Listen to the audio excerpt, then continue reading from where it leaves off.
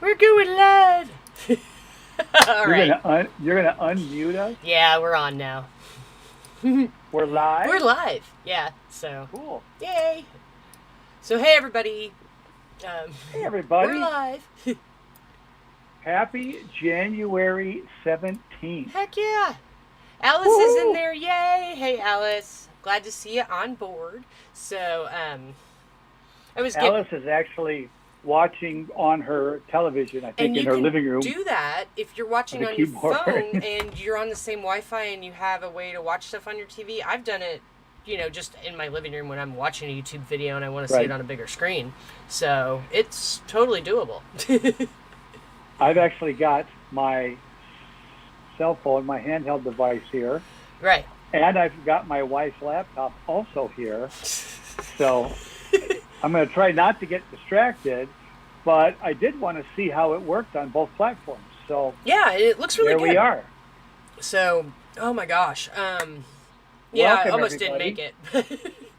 We did have a little drama. Little technical difficulties.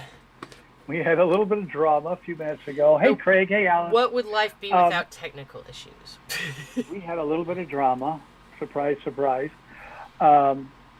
Anyway, we're here. Yeah, we are. And we're live. If this is your first time and you've never seen us before, my name's Mike. This is Holly. We run with several other people that you will see in the comments, moderators and such in the comments helping out. We run a group called Medical Cannabis DIY on Facebook. It is a private group for medical cannabis, medical users of cannabis and hemp and their caregivers. We've been here about a little over 3 years. And 4 years. We kind of, yeah. As we delve into the subject matter, I'll say full circle several times, which will be fun for me. But anyway, that's actually, what we've just started really broadcasting on YouTube too, so we're still working out the bugs. But I mean, it's nice to be out here in public, and I'll be putting links into our group and everything down below. But there's also it's in the comments. So if you're not a member and you're stumbling upon us here, you can join us. And a lot of these things we're going to talk about tonight, we've been talking about in the group all weeks. And honestly, this is, a great form of education for everyone out here. So, yeah, it's exciting to be in an open. Now, we are a 21 and up channel on YouTube, but we're open to the public on YouTube now. So it's not. You just have to prove your age so a 5-year-old isn't watching this. Yeah, we're no longer talking to people in a private Facebook group, although that is what we spend most of our time doing. That's where all the answers are. Right. Well, answers, files, recipes. Well, but if you have a cannabis question, somebody in the group knows the answer to it. I mean, without a doubt. I've never not had a question answered at least halfway to where I kind of knew what I was doing after that. So I totally understand. A quick promotional announcement. I am wearing for the very first time my brand new replacement Cannafam t-shirt. Because as Holly will tell you, my other one is completely faded out. It's just so old and tattered. That's what the laundry does to it after a while. So this is the very first night of the brand new shirt. I do have a green screen on, so you'll have to take that into consideration. So the parts you can't see on the shirt are already green. Oh, it's one of the 3/4 length shirts with the different color arms. It's the same shirt I have on in a gray and green sleeve. Yeah. With our 4-year anniversary logo. I'm going to flip one of those up there real quick so people can see it. Yeah. This was from our 4-year, this is the t-shirt contest we had to celebrate our 4 years. Right, that's exactly what it is. And I'm showing it off because mine and Joe's, who was our artist designer for this edition, I ordered them in the same package and I shipped his off, and this is the first time I got to wear them on camera. So, Joe Lance, thank you for designing that winning t-shirt. Joe's awesome. He's always been a good vocal member of the group. If you have design skills, and you would like to design a shirt for us, your next opportunity will be our 420 anniversary celebration. That's coming up. The design that I have right now is a commemorative 420. Was that the 420? DIY 420. Yeah. Yeah. We've been through so many 420s now. I know. So tomorrow is T-shirt Tuesday. There'll be a post and a link with a bunch of our T-shirts in it. It is an opportunity. If you'd like to support what we do, please buy a T-shirt, and a portion of that will support the annual Zoom contract that we have. Let's just talk about the T-shirts for a minute, though, because they do get attention when you go out with them on. People ask you about them. I mean, I wore some of mine on my vacation in Missouri, and I met all kinds of weed enthusiasts, and they get conversation going. And I mean, literally, like going in your dispensary with one on, you kind of look like you know what you're talking about. Yeah, and moderators and members alike have an assortment of stories they could tell about wearing their shirts in public or to dispensaries. Right. And the conversations. We've actually sent boxes of business cards out of state to dispensaries because our members have been in there in their shirts, and they're like, oh my God, we need to help promote you guys. Honestly, too, I will send you cards if you message me. So if you're in the group and you message me, I will get you some to get to your dispensary and help other people join, because it doesn't hurt to make your community around you of people who also medicate with cannabis. Correct. I know so many people now that I never would have met. So it would be interesting to know how many people, maybe at some point I'll do a survey and say how many people found out about the group because of a business card. Because well, maybe, and there's other ways people find out too, but there's lots of ways, but I just, and honestly, being on YouTube is one of them. So if you want to get, down and dirty into like how cannabis works and what's all the amazing things you can do with it, that's what the group is for. I mean, I've learned everything I know from the group. So, and I can make pretty much anything out of cannabis now. So. Well, yeah, the thing that I've been saying for many years now is once you learn the basics, you really can do anything you want to do. Mm-hmm. Once you learn the basics, you're off and running. You don't need a lot of help at that point from then on. So, right. I mean, we all need a little something sometime because we're all patients. We all forget stuff, and we all, have brain fog days and all that good stuff. Yeah. So let's do a quick catch up. Okay. Because we try and have we do have some sort of a structure. We have a system. Yeah. Yeah. So what have you been up to? Well, let me officially throw it there. I've been busy having COVID. So. That's not funny. Oh no, but it is kind of. I mean, it sucked, but it's for this having been gone on like 2 years pretty much now, and the fact that I just now got it, and this is supposed to be the more contagious type, so it's not like I wasn't careful. I mean, we have mask mandates in our state. It's just it's going to happen eventually, and I mean, we live in Illinois. We live in Illinois, guys.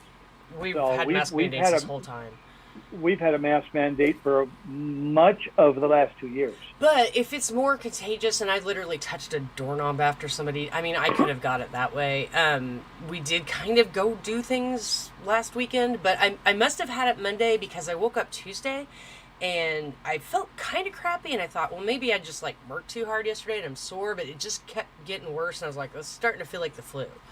So, and I mean, in like 2 hours, it was like, I kind of feel crappy to, It went from annoying to, oh my really God, I'm fast. gonna die. Like I guess normally when I wake up with like feeling like I'm having the flu, it's happened over the course of the evening, and I've never noticed it being like just 2 hours. Like, oh yeah, you're definitely sick. The rapid onset. Yeah, and it, like the shot did, it actually hit me hard. So, I don't know. You got, when you say the shot, you're vaccinated. That's I'm vaccinated, but I was really pretty much close to due to a booster shot according to the time frame. I should have had one, but they've changed the rules so much, and it's been kind of confusing because I don't need to necessarily like report into work and risk contaminating anyone, but my husband does. And so the fact that they've had like half their people out in the last month, and it's kind of hectic and confusing, and so we're learning as we go. But I mean, I could kind of give you some hints and tips on what I did with cannabis to get me through, but we're going to talk about some of that tonight that can help too. So my big thing was for body aches, suppositories, and I had so many edibles that I'm going to have to take a couple weeks off of edibles now because I will in no way, shape, or form be able to feel them. So I'm done with edibles for a while. I remember the suppository day.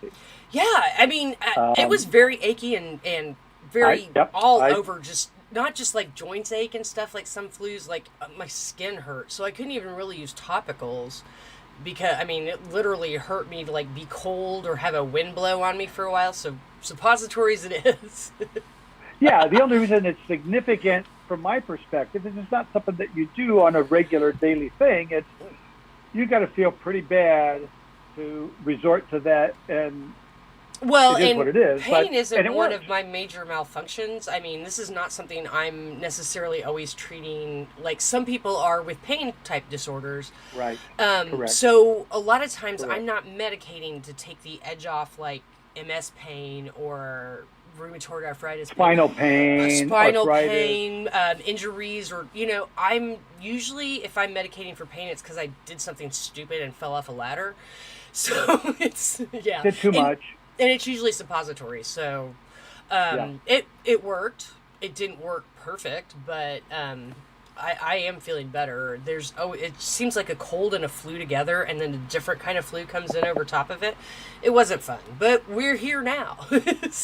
So not only did you get it and do everything you could to bounce back quickly, didn't Mike end up testing positive or something as you were recovering? Well, I mean, it wasn't even that. I felt crappy. He'd already gone to work. This was Tuesday morning after, the live stream. I felt pretty normal going to bed. And Tuesday, I felt crappy, and he didn't really say anything at work because he thought maybe I was like hungover or something. And I knew I wasn't, but I figured he'd see. And then I got real sick. By the time he got home, he called and he's like, she's not good, and I don't. And Nick said, then you're not coming in. I don't care what you test. Right. But they sent him home with some home test kits so we could at least confirm that it was something that might be dangerous and not just a flu. Because I could get the flu too, and it felt like the flu. Right. It's so many unknowns, and right now tests are very hard to come by.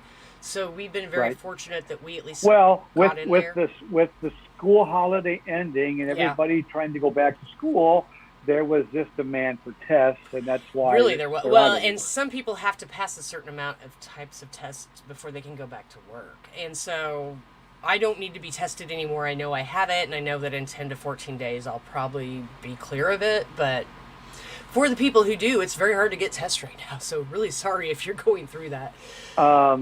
It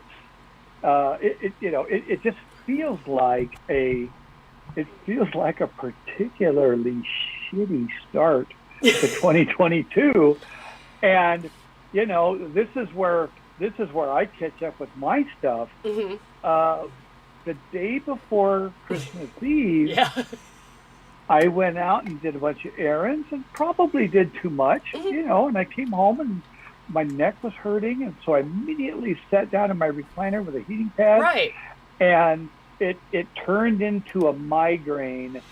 I mean, so quickly, it escalated so quickly, and within an hour it's out of control.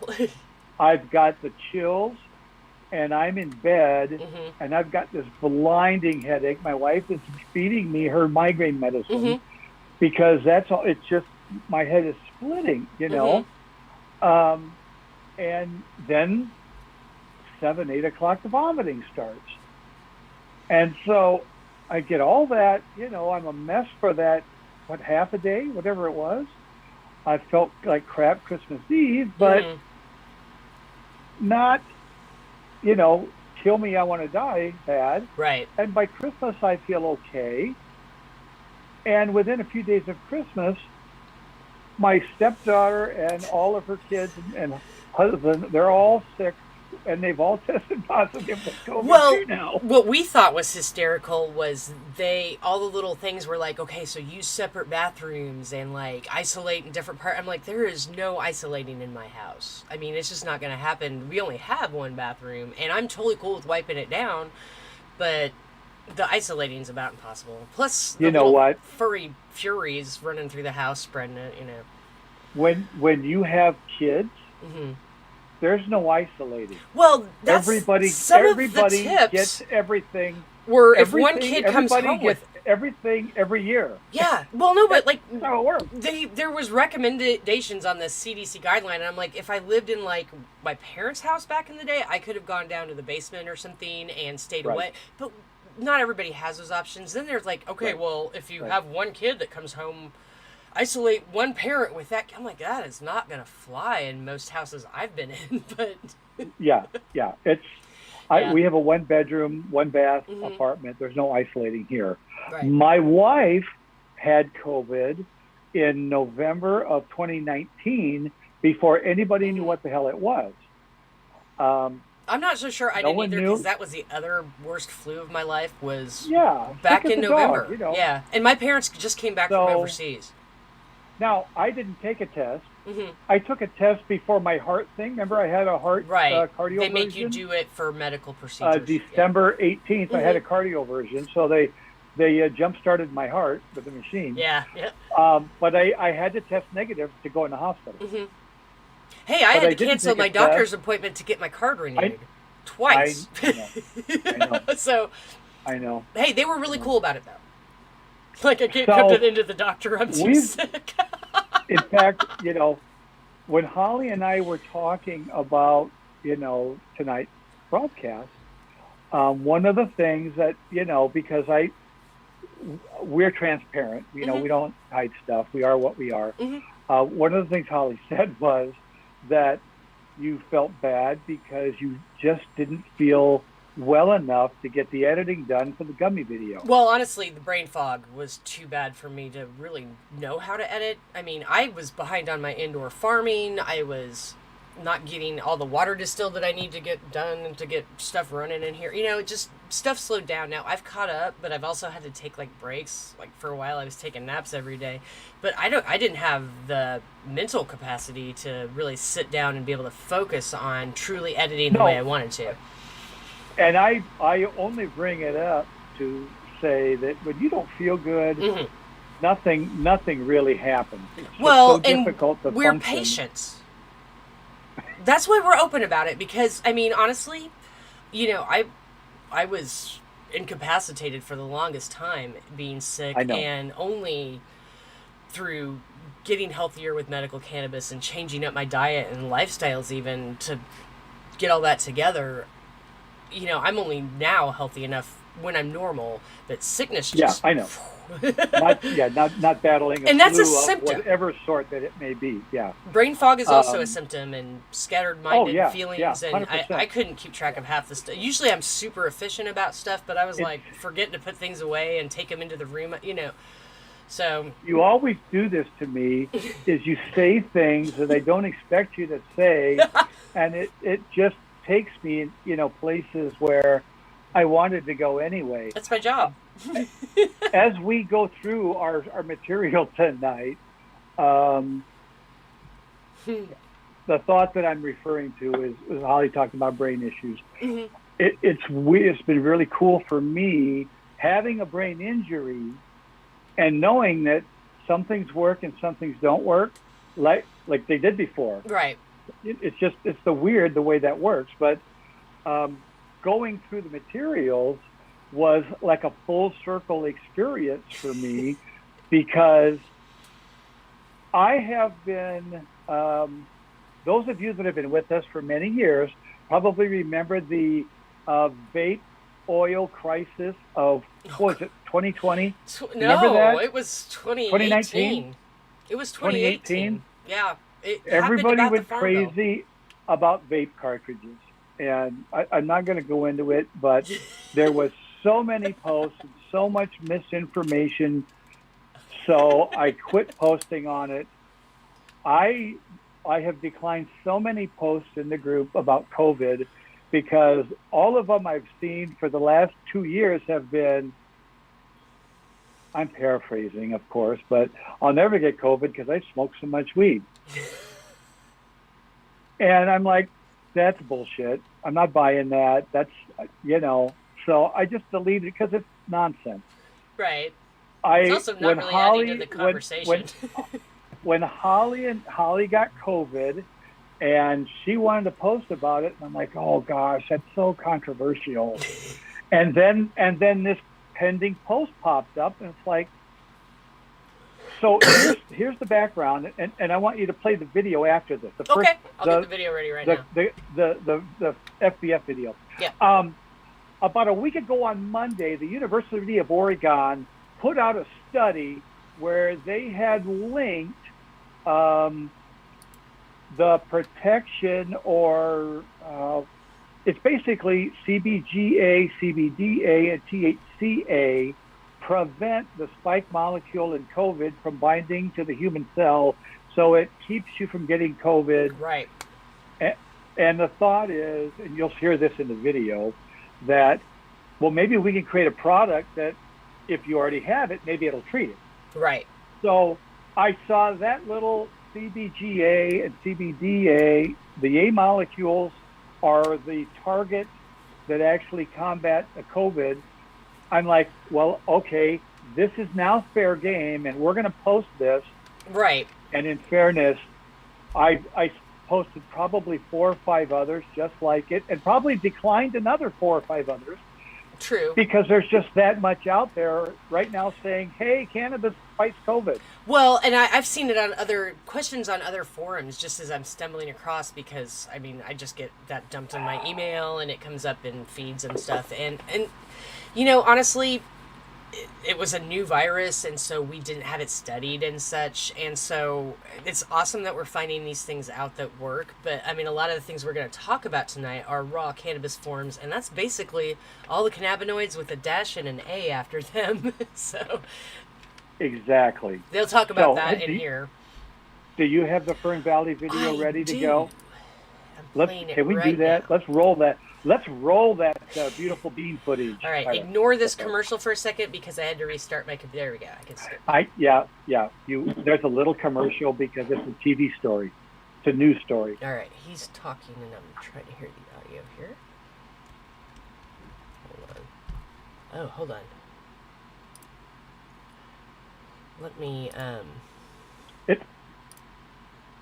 She joins us now with a look at the new product Fern Valley Farms is producing. All right, I got it. Published on Monday, showing some hemp compounds effectively prevent COVID from entering human cells, thereby preventing illness. News Watch show's Alicia Rubin visited that hemp farm today and spoke with the OSU researcher behind that breakthrough. I'm trying to get it started here. Adjusting its products following OSU research published on Monday, showing some the audio's playing. Effectively prevent COVID from entering human cells, thereby preventing illness. News Watch show's Alicia Rubin visited that hemp farm today and spoke with the OSU researcher behind that breakthrough. She joins us now with a look at the new product Fern Valley Farms is producing. OSU professor Richard Van Breeman's research is taking the world by storm.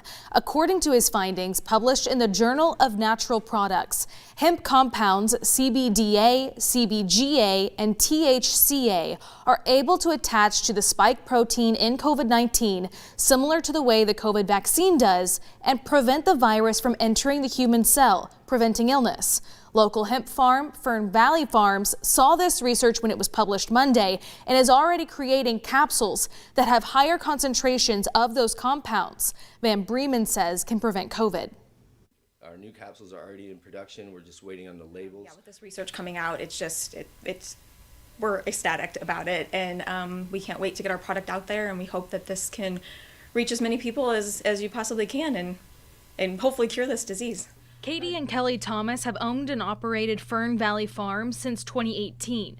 They tell me they've worked to create products to help with a number of diseases, including HIV, and the thought of being able to join in the fight against COVID is something they're excited about. I mean, this is the whole reason why we got into this business, was to help as many people as we possibly can. we haven't even scratched the surface of what this plant is capable of, because there's just been such limited research throughout the years, you know. But Van Bremen's research is changing that. I've heard from quite a few farmers. I've heard from companies that produce hemp products already. I'm delighted to hear from them and learn more about the industry. The new capsules being produced by Fern Valley Farms contained 38 milligrams of CBD-A, one of the compounds listed in Van Bremen's research. Van Bremen says there's no harm in taking hemp since it's proven to be safe. However, at this time, the correct dosage to prevent COVID is not known. That will come with clinical trials that have yet to begin, but are expected to start in the near future. Right now, if you're exposed to COVID, it's recommended that you isolate and monitor for symptoms. But Van Bremen is hoping a future hemp product could serve as a medication that can be taken after exposure to prevent illness. The hemp compounds in this research were tested against variants, and they were effective. However, it was not tested against Omicron. But Van Bremen is optimistic that it would stand against Omicron as well. One thing worth mentioning, these compounds were found to be effective in their raw form, without being heated up. So smoking or vaping hemp products would not work. Reporting live in studio, Alicia Rubin. That was one of the best things about Factor is that. Yeah, but I mean, I was just so excited to see someone we know, like, moving towards making this work, you know? Like... Mm-hmm.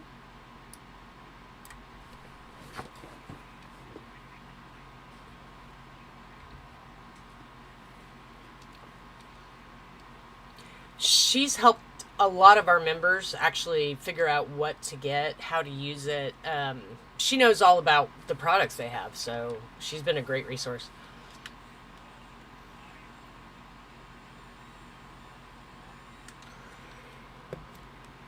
Mm-hmm.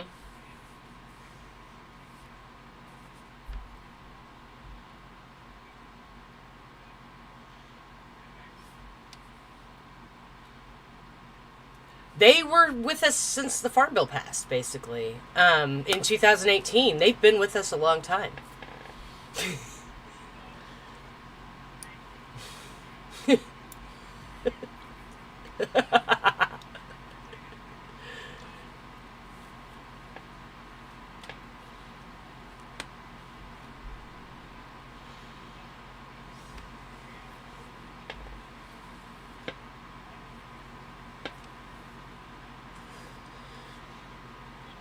Yeah. Mm-hmm.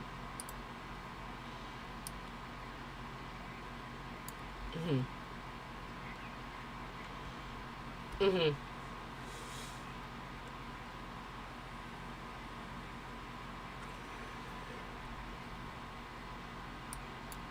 Right.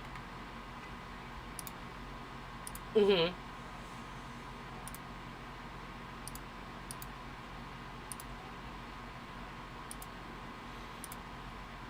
Mm-hmm. And I tried to break this massive subject down into three kind of working categories of how to take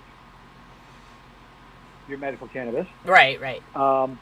What to take within medical cannabis. Because there's different kinds. And then the kinds. third category, and the third thing was how to make it. Right. So this was a series we started about 6 months in, and as we got to the what to take portions, we really began to dive into we did such a deep dive into the different cannabinoids that we learned pretty early on the value of a full spectrum, let's say, or a whole cannabinoid regimen. Oh, right? Definitely. Well, I mean, that was because of the Farm Bill opening up everything in 2018. I was actually able to put tons of CBD into my whole routine. And CBG was like such a game changer for me when it became kind of more known about and available. I jumped right on that, and it was one of the big things for, I think, my brain health improvement, because I suffered from a skull fracture, and that was one of my primary reasons for using medical cannabis. And I mean, there's all kinds of different hemp with different amounts of CBD and CBG and varying levels of THC even. And I mean, this Fern Valley doing this to study this is like beautiful, that we can even, that we can test these things and know these things, because we didn't used to have this knowledge. Cannabis was just something that people didn't study. Fern Valley Farm obviously went into the hemp farming business because they view it as a health food. Oh, it is. Clearly. Right. And it 100% is. But they've been doing this a while. This study was released, I think, a week ago on Monday. So they've been studying it, obviously, a while. Yeah. And it's all, they have been studying it there because it's local. And the prevalence of hemp farms in Oregon is huge. Yeah. So, so much so they have trouble actually selling hemp because there's so much available. Be that as it may, a bit of science, that about a specifically hot topic like COVID breaks, and all of a sudden it gives all this information new life. Right. But I sent you two. Can we put up figure number 1? Yes. Hold on, I got it right. Because we are going someplace tonight. Very important. I'm actually going to zoom this in. You can see it a little better. There you go. And I'll share my screen with you. Sweet. There we go. Share. Okay. Now he can see it too. But so as we studied this back in this is 3 years ago. We studied this and looked into this, and I said, everybody please help me. Everybody send me everything you can send me. And we have all this stuff that we've posted in the group. But I wanted to kind of start here tonight because when you come to cannabis as a new patient, these are kind of basic things that you need to learn. Right. So you have cannabis in its raw form. I can't tell you how many posts I've seen where people said, well, can you just eat it? Yes. Yes, you can. half the people say, absolutely. And half the people say, no fucking way. You've got to decarb it for it to do any good at all. Right. So. And we know that's not true. But that's what happens when you ask questions about cannabis in open forums. Right.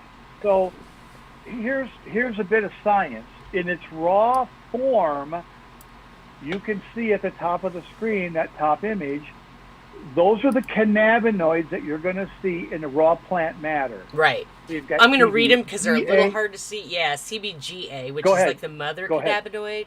Then you've got the ones we're all familiar with, like THC-A, CBD-A. There's also CBC, and that's not one that we even see on like any kind of lab reports when we get it usually, unless like the lab report's very extensive. But a lot of times on your prescription, the containers from the dispensary, you're not seeing these other ones listed. In Illinois, we actually list THC-A on our raw flower instead of THC itself because it does start out like that, and that's the right way to represent it. It is, but it is confusing if you don't take a little bit of time and look at the science of what's actually going on, because although what THC-A does is exception, and I'm going to ask you to read it because it's better for you than me. But in addition to what THC-A does, the stuff that THC does is also equally valuable. You know what? Can you just do the A molecules real quick? Yeah. Okay, like THC-A, and this is hard for me to see too because it's anti-inflammatory, anti-spasmodic. It's really good for people with epilepsy. Anti-inflammatory is a big one. Just like CBD is anti-inflammatory, and they also help with, both of these help with pain. CBC-A, I mean, all of the A's are anti-inflammatory. I shouldn't even have to repeat that. There you go.